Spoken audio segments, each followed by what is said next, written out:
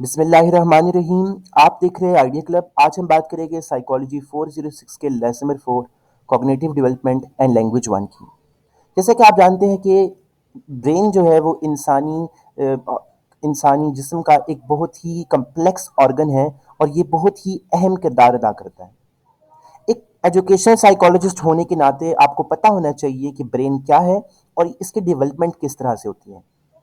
तो ये बात तो वाज़ेह है कि इंसान की डेवलपमेंट हर वक्त होती रहती है, उसके पैदा होने से लेकर उसके मरने तक। हर वक्त पैदा होने से पहले कॉन्सेप्शन से लेकर उसके मरने तक उसकी डेवलपमेंट होती रहती है। लेकिन कई दफ़ा डेवलपमेंट बहुत तेज़ होती है और कई दफ़ा ये स्लो हो जाती है। तो हमने ये बात करनी है कि डेवलपमेंट किस तरह से कॉन्सेप्शन से लेकर डेथ के दरमियान होती रहती है। इसको समझने के लिए आपको चार एस्पेक्ट समझने पड़ेंगे डेवलपमेंट के।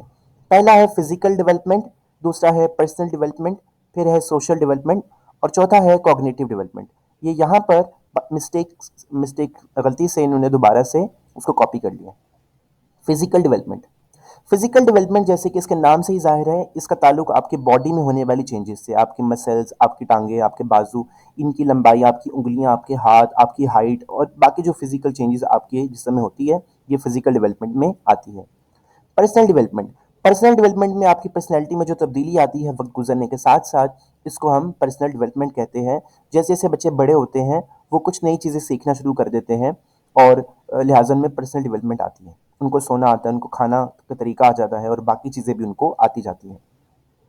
Social development, social development child की पर्सनैलिटी के साथ साथ उसके डेवलपमेंट को भी इम्पेक्ट करता है। सोशल डेवलपमेंट में वो लोगों से सीखता है, डिफरेंट स्किल्स, डिफरेंट आदतें सीखता है और वो फिर ये सीखता है कि मुझे बड़े होकर किस तरह रहना है, अलग रहना है, न्यूक्लियर फैमिली में रहना है या फिर मुझे जॉइंट फैमिली में रहना है। कॉग्निटिव डेवलपमेंट, कॉग्निटिव डेवलपमेंट इसका ताल्लुक आपकी कॉग्निशन से है, आपकी थिंकिंग पैटर्न्स के साथ है, आपके ब्रेन के साथ, आपकी जो वैल्यूज़ है, आपकी जो अखलाकियात है, जो आपकी प्रॉब्लम सॉल्विंग स्ट्रैटेजीज हैं, इन सब के साथ आपकी कॉग्निटिव डेवलपमेंट का ताल्लुक है। ये बात हमने पहले चैप्टर में पढ़ी थी कि इस दुनिया में कोई भी चीज़ स्टैटिक नहीं है, हर चीज़ डायनेमिक है, चेंज होती रहती है। हमारी सोच भी डायनेमिक है और जैसे जैसे हम ज़्यादा एक्सपीरियंस हासिल करते जाते हैं और ऑब्जर्वेशंस देखते जाते हैं, जैसे जैसे हम नॉलेज गेन करते हैं, तो हमारी थिंकिंग भी चेंज होती रहती है। तीन जनरल प्रिंसिपल्स है जो हमने सीखने हैं एज अ एजुकेशन साइकोलॉजिस्ट। पहला प्रिंसिपल है कि continuous and variable rate of development, कि डेवलपमेंट जो है वो कंटिन्यूस है, हर वक्त होती रहती है, लेकिन वेरिएबल है, यानी कभी तेज़ हो जाती है, कभी वो स्लो हो जाती है।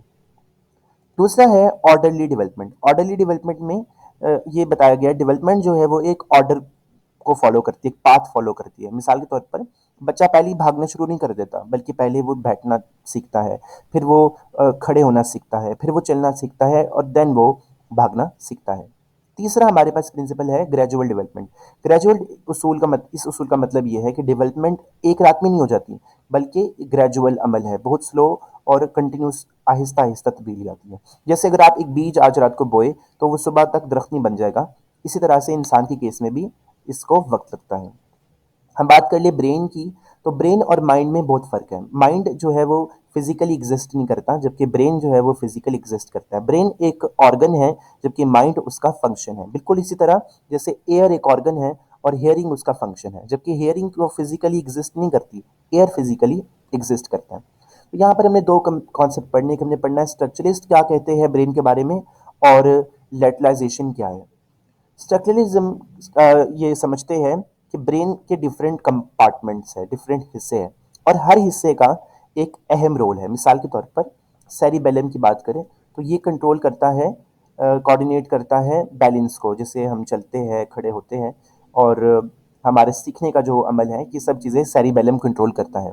हिप्पोकैम्पस जो है वो कंट्रोल करता है किसी चीज़ को रिकॉल करना, जब हमने होता है एक बात याद की हुई है उसको दोबारा याद दहानी हमने करनी है, तो उसमें हिप्पोकैम्पस हमें मदद देता है।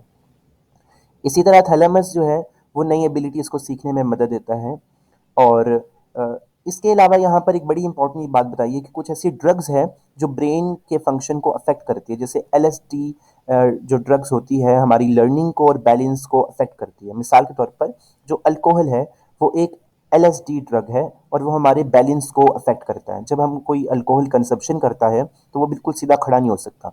और यूरोप में इसी उसूल को ट्रैफिक पुलिस चेक करती है, अपनाती है, और वो ये चेक करती है क्या जो ड्राइवर है वो सीधा खड़ा हो सकता है या नहीं। अगर वो सीधा नहीं खड़ा हो पा रहा, यानी वो उसका बैलेंस कंट्रोल नहीं है, लिहाजा इसका मतलब ये है कि उसने कोई ना कोई LSD ड्रग यूज़ की है, जैसे अल्कोहल कंजप्शन उसने की है।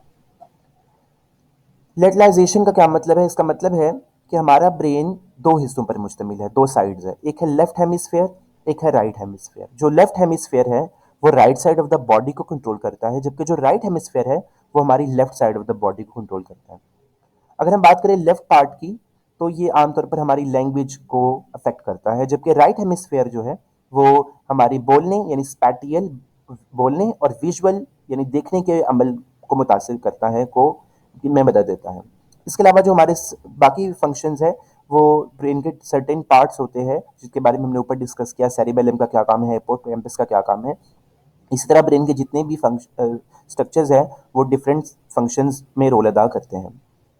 मेंटल फंक्शन जैसे कि ओवर थिंकिंग वगैरह, इन सब चीज़ों को फ्रंटल लोब कंट्रोल करता है, और यही हमारे ब्रेन का आखिरी हिस्सा होता है, फ्रंटल लोब, जो डेवलप होता है।